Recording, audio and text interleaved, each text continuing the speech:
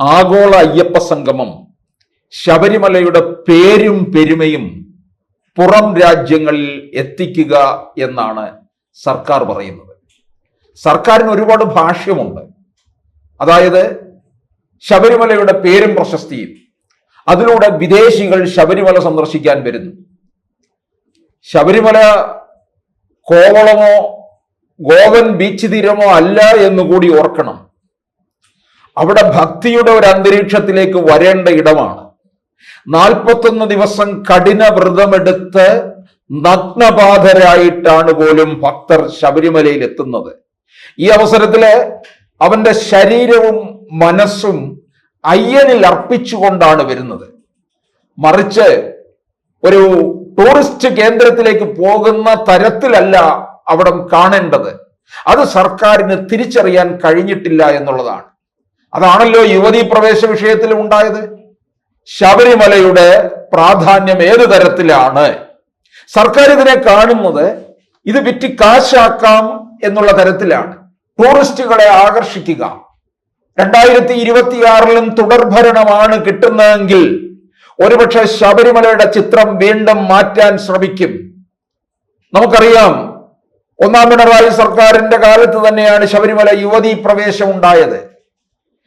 2 സീറ്റിനും 4 വോട്ടിനും വേണ്ടി ഞങ്ങൾ നിലപാട് മാറ്റുന്നവരല്ല എന്ന് ഉച്ചത്തിൽ ഘോഷിച്ച പിണറായി വിജയൻ ഇപ്പോൾ പാർട്ടി സെക്രട്ടറി ആയിട്ടുള്ള MP ഗോവിന്ദൻ നാഴികയ്ക്ക് 40 വട്ടം പറയുന്നത് എന്താണ്?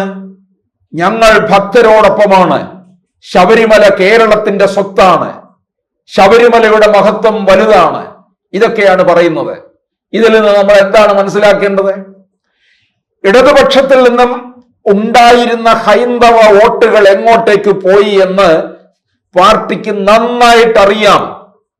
പിണറായി വിജയനും സംഘവും ഹിന്ദുക്കളെ കാലുവാരും എന്നുള്ളത് ഉറപ്പാണ്. സൂക്ഷിക്കുക എന്നുള്ള മുന്നറിയിപ്പും പലരും തരുന്നുണ്ട്. അതായത് ഈ പല തരത്തിലും കൂട്ടിക്കൊണ്ടു പോകുമല്ലോ. ഈ വഞ്ചനയിലേക്ക് നമ്മളെ കൊണ്ടുപോവുകയാണ് ചെയ്യുന്നത്.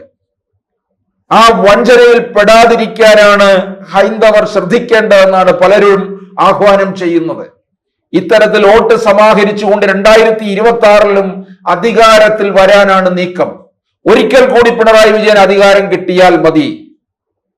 പിന്നെ ആ കസേരയിൽ ഇരുന്നു കൊണ്ട് ഒരുപക്ഷെ പിന്നീട് എല്ലാ കാര്യങ്ങളും ജീവിതത്തിൽ ബാക്കി അവശേഷിക്കുന്നതെല്ലാം അവിടെ ഇരുന്നു കൊണ്ട് തീർക്കാമെന്നാണ് കരുതുന്നത്.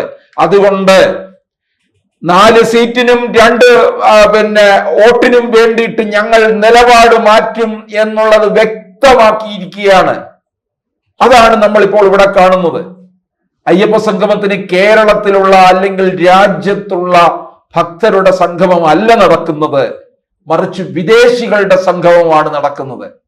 വിദേശത്തേക്ക് എത്തിക്കണമെങ്കിൽ ഇപ്പോൾ 1968 അന്ന് ദേവസ്വം ബോർഡ് പ്രസിഡന്റ് ആയിരുന്ന പ്രാക്കുളം ഭാസി ഒരു അയ്യപ്പ ജ്യോതി പ്രയാണം നടത്തി. എന്തിനു വേണ്ടി അയ്യപ്പ ജ്യോതി പ്രയാണം നടത്തി? ആ വർഷം തീർത്ഥാടന കാലത്ത്, അതായത് വൃശ്ചിക മാസത്തിൽ നട തുറന്നപ്പോൾ ശബരിമല ശ്രീകോവിലിൽ നിന്ന് കത്തിച്ച ദീപം 3 ഇടങ്ങളിലായിട്ടേക്ക് വ്യാപിച്ച് ഈ പ്രയാണം തുടങ്ങി. ഒരു രഥയാത്രയായിട്ട് പ്രാക്കുളം ഭാസി ദേവസ്വം ബോർഡ് പ്രസിഡന്റ് ആയിരിക്കുന്ന സമയത്ത്, അതായത് ഈ കേരളത്തിന് പുറത്തേക്ക് അയ്യപ്പ ജ്യോതി പ്രയാണം പോയി. കർണാടകയിലേക്കും ആന്ധ്രയിലേക്കും തമിഴ്നാട്ടിലേക്കും ഒക്കെ. അതിനുശേഷമാണ് ഭക്തജനങ്ങൾ കേരളത്തിന് പുറത്ത് ശബരിമലയെ കുറിച്ച് അറിഞ്ഞത് എന്ന് പ്രാക്കുളം ഭാസി പറയുന്നുണ്ട്. അന്നത്തെ ഭരണകർത്താക്കളൊക്കെ പറയുന്നുണ്ട്. പക്ഷേ അതൊക്കെ ഏതെങ്കിലും തരത്തിൽ ചെറിയ ഘടകങ്ങളായേക്കാം.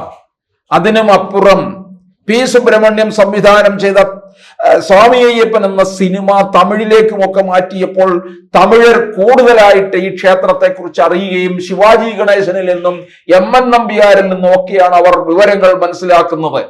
ആ സാഹചര്യത്തിൽ അപ്പം അന്ന് ഈ അയ്യപ്പ ജ്യോതി പ്രയാണം നടത്തുമ്പോൾ അതിനെതിരെ നിശ്ചിതമായ വിമർശനം ഉയർന്നിരുന്നു എന്നുള്ളതാണ്. അതിനിശ്ചിതമായ അയ്യപ്പനെ ഇതാ പിന്നെ കൊണ്ടുപോയി തെരുവിൽ ഇറക്കുകയാണ്, അയ്യപ്പനെ വെച്ച് തെണ്ടുകയാണ് എന്ന് വരെ പ്രാക്കുളം ഭാസിക്ക് കേൾക്കേണ്ടി വന്നു എന്നുള്ളതാണ്. അങ്ങനെ പ്രാക്കുളം ഭാസി പിന്നെ RSP ഒക്കെ ആയി ഇരുന്നിട്ടുണ്ട്, കോൺഗ്രസിലായിരുന്നു, അദ്ദേഹം തിരുക്കൊച്ചി നിയമസഭാ അംഗമായിരുന്നു, അദ്ദേഹം 1967 മുതൽ 71 വരെ അദ്ദേഹം ബോർഡ് പ്രസിഡന്റ് ആയിരുന്നു. ആ സമയത്താണ് ഈ അയ്യപ്പ ജ്യോതി പ്രയാണം നടത്തിയത്.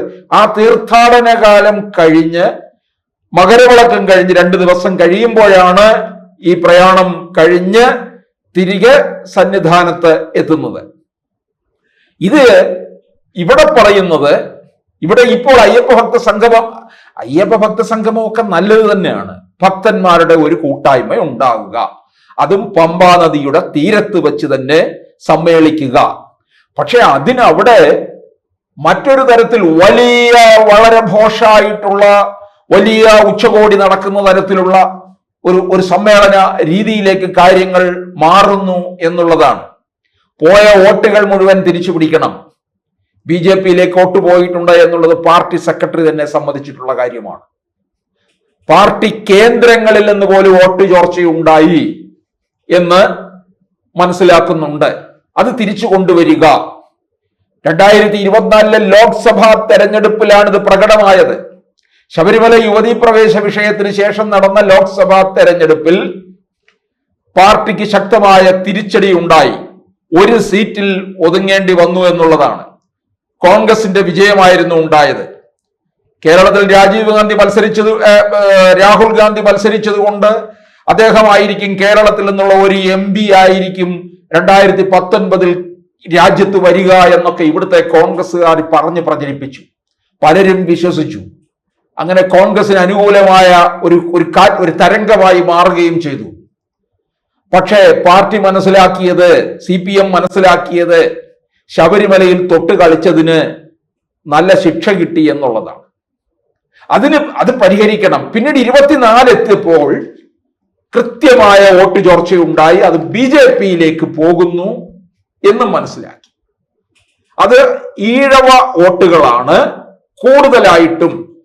CPMലെ ഹൈന്ദവർ തന്നെയാണ് ശബരിമലയിലേക്ക് പോകുന്നത് എന്നുള്ളതും അറിയാം. അങ്ങനെ വന്നപ്പോഴാണ് CPM ശബരിമലയെ നെഞ്ചോട് ചേർത്ത് വെക്കാൻ തയ്യാറാകുന്നത്. മുമ്പ് ഇവരതെല്ലാം ശബരിമലയ്ക്കെതിരാണ്, ഭക്തർക്കെതിരാണ്. ശബരിമലയ്ക്ക് പോകാൻ വ്രതം നോക്കുന്നവരെ സംഘി എന്ന് പരിഹസിക്കും. ശബരിമലയെ തകർക്കാൻ പലരും ശ്രമിച്ചിട്ടുള്ളതാണ്. നമുക്കറിയാം, ശബരിമല തീവയ്പ് സംഭവം മുതൽ ഇങ്ങോട്ട് നോക്കുക. ഏറ്റവും അവസാനം വന്നിട്ട് ഉമ്മൻചാണ്ടി സർക്കാരിന്റെ കാലത്ത്, അതായത് അന്ന് PJ ജോസഫ് മന്ത്രിയാണ്. അദ്ദേഹം നെഞ്ചത്തടിച്ച് കരഞ്ഞു വിളിക്കുന്നു, മുല്ലപ്പെരിയാർ ഇപ്പോൾ പൊട്ടും, കേരളം വെള്ളത്തിനടിയിലാകും എന്നൊക്കെ പറഞ്ഞ് തമിഴ്നാടുമായിട്ട് ശത്രുതയിലേക്ക് പോയി. അക്കൊല്ലം ശബരിമല മകരവിളക്ക് സമയത്ത് സന്നിധാനം കാലിയായിരുന്നു. ആ സംസ്ഥാനങ്ങളിൽ നിന്നൊന്നും തീർത്ഥാടകരില്ല. അത് കണ്ട് പലരും സന്തോഷിച്ചു. ശബരിമലയെ തകർക്കുന്നതിന് പലർക്കും മോഹമുണ്ട് എന്നുള്ളതാണ്. ഇത് കേരളത്തിന്റെ ഒരു അഭിമാനമായിട്ടുള്ള ഒരു ആത്മീയ ഇടം തന്നെയാണ് ശബരിമല. അത് മാറ്റമില്ലാത്ത കാര്യവുമാണ്.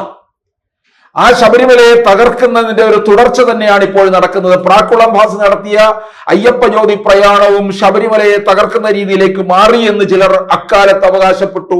അയ്യപ്പനെ നാട് ദണ്ഡിക്കുകയാണ് എന്നൊക്കെ പറഞ്ഞ് പരിഹസിച്ചു. ഇപ്പോൾ ഇതാ വേറൊരു തരത്തിലേക്ക് ശബരിമല ഒരു ടൂറിസം കേന്ദ്രം എന്നുള്ള രീതിയിലേക്ക് മാറ്റാൻ ശ്രമം നടത്തുന്നു എന്നുള്ള അതിശക്തമായ ആരോപണവും ഇതിന് പിന്നിൽ ഉണ്ടാവുകയും ചെയ്യുന്നുണ്ട്. അപ്പോൾ അയ്യപ്പ സംഗമം സർക്കാരാണ് മുമ്പോട്ട് കൊണ്ടുപോകുന്നത്, മറിച്ച് ദേവസ്വം ബോർഡ് അല്ല എന്നുമാണ് ഇപ്പോൾ മനസ്സിലാക്കാൻ കഴിയുന്നത്.